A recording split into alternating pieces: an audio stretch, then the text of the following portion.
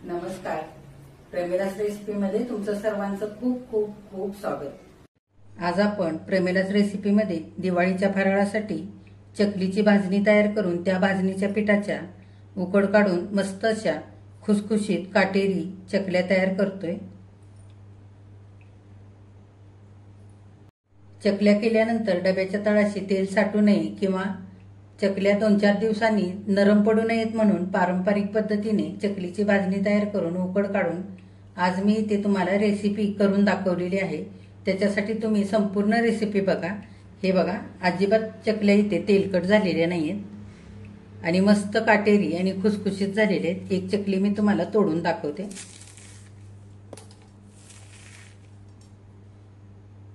आता आपल्याला 1 किलोची चकलीची भाजणी तयार करायची आहे. तर इथं मी सारं भाजणीचं साहित्य घेतलेलं आहे.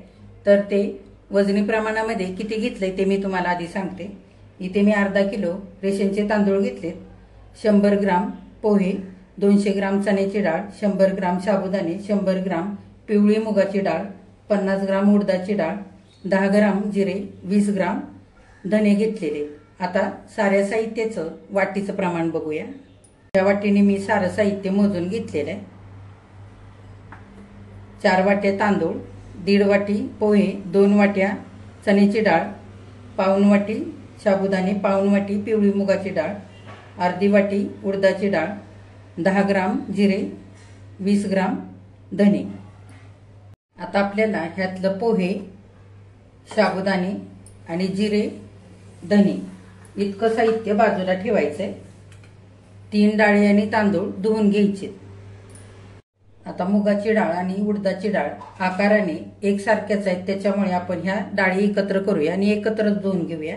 चण्याची डाळ मात्र आपल्याला वेगळीच धुवून बाकीचं सारं साहित्य वेगळं पसरवून वाळवून घ्यायचंय.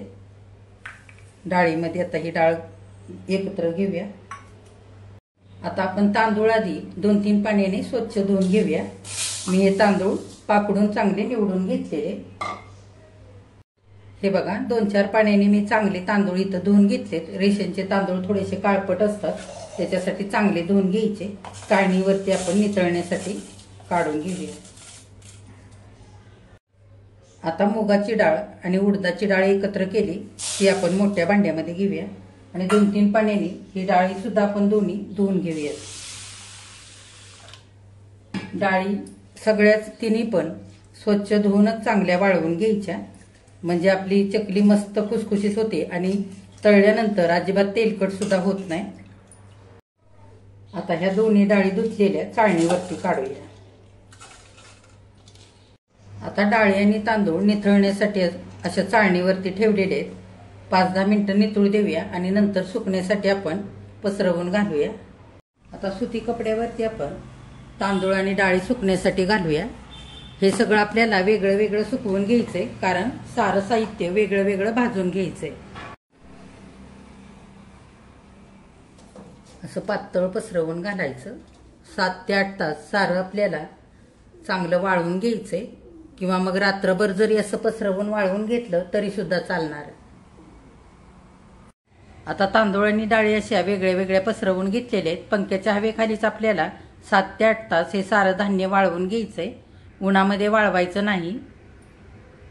आता डाळी आणि तांदूळ 6-7 तास पंख्याच्या हवेखाली चांगलं वाळवून घेतलेलं आहे, छान वाळलेलं आहे. आता आपण भाजून घेऊया सारं साहित्य. आता चकलीची भाजणी भाजल्यानंतर मऊ पडू नये म्हणून मी इथे सुती कापड परातीवरती अंथरून घेतलेलं आहे.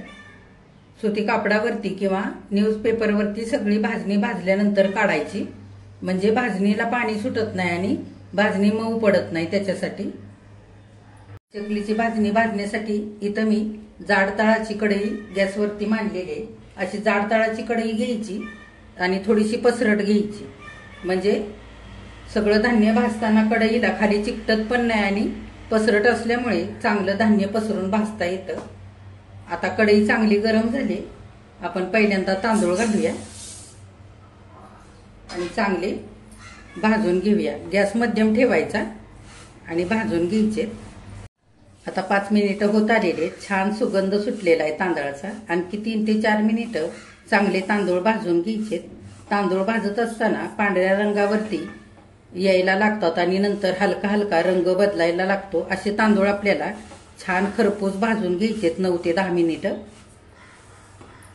चांगले कुरकुरीत होईपर्यंत भाजायचे. चकलीची भाजणी चांगली भाजली तरच चकल्या आपल्या चवीला खमंग तयार होतात, मस्त खुसखुशीत होतात. इथे मी रेशनचे तांदूळ घेतलेले. जर तुम्हाला असे तांदूळ मिळाले तर रेशनचे तांदूळ तुम्ही चकली करण्यासाठी वापरू शकता किंवा कुठलेही जुने तांदूळ घेतलेत ना तरी सुद्धा चालेल. ज्या तांदळाचा चिकट भात होतो असे तांदूळ चकलीच्या भाजणीसाठी कधीच घ्यायचे नाहीत.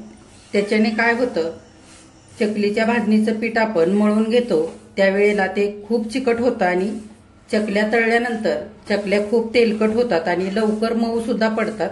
त्याच्यासाठी कधीही जुने तांदूळच घ्यायचे चकलीच्या भाजणीसाठी. आता 3 ते 4 मिनिटानंतर तांदळाचा थोडासा रंग बदललेला आहे. हे बघा, असे सोनेरी रंगावरती तांदूळ भाजलेले. ह्याच पद्धतीने चांगले भाजून घ्यायचे. आता काढून घेऊया. आता त्याच कढईमध्ये चण्याची डाळ भाजून घ्यायची. चण्याची डाळ आणि इतर डाळी सुद्धा आपण धुवून घेतलेले आहेत, त्यामुळे चांगल्या भाजून घ्यायच्या. चण्याची डाळ सुद्धा आपल्याला 6 ते 7 मिनिटं चांगली खरपूस अशी भाजून घ्यायची. आता 6 ते 7 मिनिटानंतर चांगली आपली इथे डाळ भाजलेली. अशा हलके हलके डाळीला डाग पडायला लागले. अशी डाळ चांगली खरपूस भाजलेली काढून घेऊया. आता मुगाची आणि उडदाची डाळ कढईमध्ये घालूया. ह्या डाळी आकाराने एकसारख्याच असल्यामुळे मी एकत्र त्या धुवून वाळवून घेतलेले. चांगल्या खरपूस भाजून घेऊया. आता 5 ते 6 मिनिटानंतर डाळींना छान असे डाग पडायला लागलेले. मस्त सुगंध सुटलेला आहे. डाळी आपल्या छान खरपूस भाजलेल्या आहेत, काढून घेऊया. आता कढईमध्ये साबुदाणे घालूया. साबुदाणे सुद्धा 6-7 मिनिटं चांगले भाजून घ्यायचे. आता 5 ते 6 मिनिटं झालेले. छान मध्यम गॅसवरती साबुदाणे सुद्धा भाजलेले आहेत, चांगले फुललेले आहेत, काढून घेऊया. आता कढईमध्ये आपण पोहे घालूया. पोहे सुद्धा आपल्याला 3-4 मिनिटं चांगले भाजून घ्यायचे. आता 3 ते 4 मिनिटानंतर पोहे सुद्धा चांगले भाजलेले आहेत. इथे बघा, असे आकसलेले आहेत, म्हणजे पोहे आपले चांगले भाजलेत, काढून घेऊया. आता गॅस अगदी बारीक करूया आणि धणे भाजण्यासाठी घालूया कढईमध्ये. आता इथं मी 20 ग्राम धणे घेतलेत. छोट्या चमच्याने 6 चमचे इतके धणे आणि त्याच चमच्याने 3 चमचे इतके जिरे घेतलेले आहेत, म्हणजे 10 ग्राम इतके जिरे घेतलेले. तर आपल्याकडे असे छोटे आणि मोठे चमचे असतात पोहे खाण्याचे, तर त्यातल्या बारक्या चमच्याने मी धणे आणि जिरे मोजून घेतलेले. धणे 2 मिनिटं चांगले भाजून घेतलेत. आता काढून घेऊया. आता जिरं घालूया भाजण्यासाठी. 1-2 मिनिटं भाजून घेऊया. आता सगळी भाजणी आपली इथं भाजून झाली. चांगली थंड होऊ द्यायची आणि मगच चक्कीतून बारीक अशी दळून आणायची. घरगुती चक्कीवरती जरी हे दळण तुम्ही दळण्यासाठी दिलं ना तरी सुद्धा चालेल. चकलीच्या भाजणीचं दळण चकलीच्या भाजणीवरती किंवा चण्याच्या डाळीवरती दळलं तरी चालतं. गव्हावरती, ज्वारी किंवा बाजरीवरती दळण्यासाठी सांगायचं नाही, नाहीतर मग थोडंफार चकलीच्या भाजणीमध्ये पीठ जाऊ शकतं आणि आपली चकलीची भाजणी बिघडू शकते. त्याच्यासाठी 1 किलोचं चकलीचं भाजणीचं पीठ आपलं दळून तयार झालेलं आहे. जर तुम्हाला संपूर्णपणे 1 किलोच्या चकलीच्या भाजणीच्या चकल्या करायच्या असतील तर लागणारं साहित्य किती घेतलंय ते मी तुम्हाला सांगते. तर इथे मी 5 चमचे मिरची पावडर घेतले, 4 चमचे पांढरे तीळ, 1 चमचा ओवा, चवीनुसार मीठ, 80 ते 90 ग्राम इतकं तेल लागेल. जर तुम्हाला अर्ध्या चकल्या करायच्या असतील ह्या पिठाच्या तर ह्यातलं सारं साहित्य अर्ध मोजून घ्यायचं. आता हे 1 किलोचं चकलीचं पीठ मी ह्या कपाने मोजून घेतलेलं आहे. तर संपूर्णपणे ह्या कपाने हलक्या हाताने दाबून 8 कप इतकं पीठ इथं भरलेलं आहे. आता मी तुम्हाला दाखवण्यापुरत्या 2 कप पिठाच्या चकल्या इथे करून दाखवणार आहे आणि बाकीच्या पिठाच्या मी नंतर चकल्या करणार आहे. आता चकलीच्या भाजणीची उकड काढण्यासाठी इथं मी टोपामध्ये पाणी घेतलेलं आहे 1 कप भरून. आधीच 2 कप पिठासाठी 1.5 कप इतकं पाणी लागेल आपल्याला. ज्या कपाने पीठ मोजून घेतलंय त्याच कपाने पाणी सुद्धा मोजून घ्यायचं, म्हणजे अगदी बरोबर होतं. पहिला 1 कप घातलेला आहे आणि आता अर्धा कप पाणी इथं मी घातलेलं आहे. पाणी चांगलं आता उकळण्यासाठी ठेवायचंय. गॅस मोठा करायचा आहे. पाण्याला उकळी येते तोपर्यंत आपण पाण्यामध्ये सगळं साहित्य घालून घेऊया। तर 2 कप पिठासाठी 1 चमचा भरून तीळ घेतले ते घालूया, किंवा तुम्ही आवडीप्रमाणे कमी जास्त करू शकता। पाव चमचा ओवा घालायचा। 2 कपासाठी 1 चमचा भरून लाल तिखट।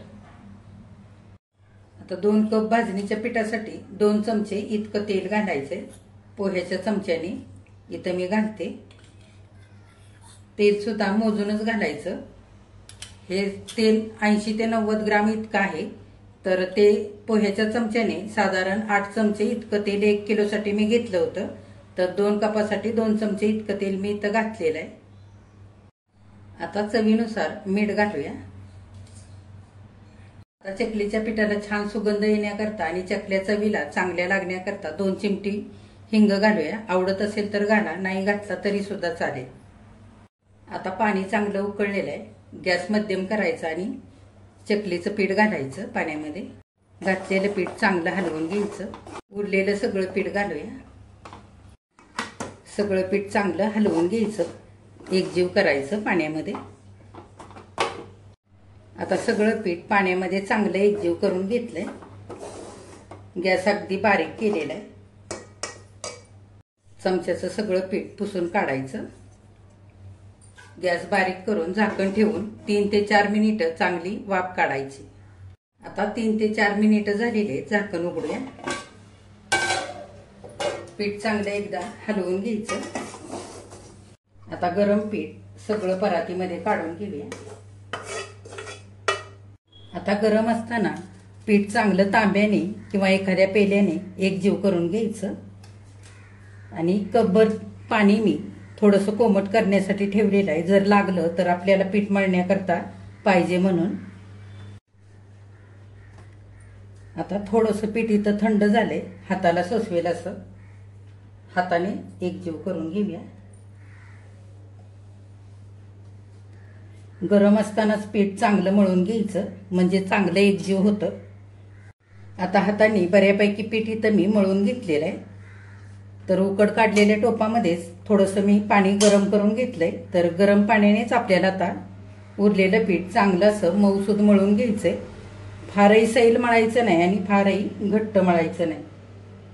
लागेल तसंच पाणी घ्यायचं आणि मळून घ्यायचं। पाणी सुद्धा लागलेलं गरमच वापरायचं इथं। आता इथं मी छान असं घट्ट पीठ मळून घेतलेलं आहे। साधारण जास्तीचे 4 चमचे इतकंच पाणी मला इथे लागलेलं आहे। तर मी फार अगदी घट्टही मळलेलं नाही आणि फार सैलही मळलेलं नाही। चकली करताना लागेल तसं पीठ आपण सैल करून घेऊ शकतो, आधीच सैल करायचं नाही पीठ। पीठ जर इथे जास्तीचं सैल झालं तर चकलीला काटे सुद्धा येणार नाहीत चांगले, आणि चकल्या तळल्यानंतर खूप तेल शोषतील आणि तेलकट होतील त्याच्यासाठी। आता ह्या चकलीच्या पिठातलं थोडंसं पीठ घेऊया। चकलीच्या साच्यामध्ये बसेल इतकं पीठ घ्यायचं आणि कोमट पाण्याचा हात घेऊन परत एकदा चांगलं मळून घ्यायचं। फारही सैल करायचं नाही, नाहीतर चकलीला चांगले काटे येणार नाही। थोडंसं पाण्याचा हात घेऊनच पीठ मळायचं, जास्त पाणी लावायचं नाही। आता काय काय तांदळाच्या पिठाला पाणी जास्त लागतं, काय काय तांदळाच्या पिठाला कमी लागतं, त्याच्या अंदाजाने आपल्याला इथे पाणी वापरायचंय।